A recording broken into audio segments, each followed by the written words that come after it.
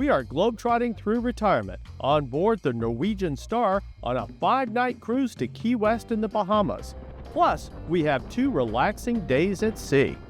So we always look for fun, unusual things to do during sea days on our cruise. We think we found one: Scotch blending, the only one that you can do on the ocean. Our master blender is Rex. This is a unique experience. He kicks things off by teaching us the proper way to taste Scotch. First, we examine the color. Golden bright. Yeah, it's pretty bright, Yeah. clear. Very hard to fit. Next, the aromatics. What do I think? My sense of smell is not that great. Now here's a fun fact. Smelling fresh coffee beans helps reset the nose and olfactory receptors. Today, we're not only gonna taste 4 exceptional Johnny Walker whiskey, but we're going also to step to the role of a whiskey master blender. If you're enjoying these videos, please subscribe and hit the like button. It really helps our channel.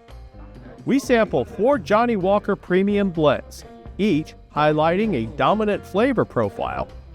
The flavor cards in front of us reveal the balance of each blend. Now comes the real fun, creating our own blend. Our tasting glass, yeah. This is where after we blend, we taste it, see it's good. We begin with the foundation flavor.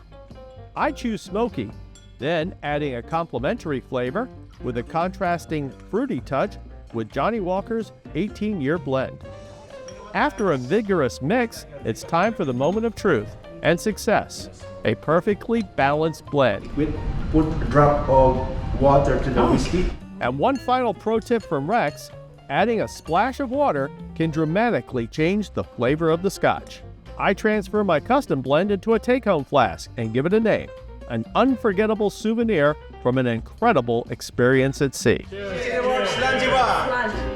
Coming up, we dive into one of the most popular specialty dining experiences on the Norwegian Star as we continue globetrotting through retirement.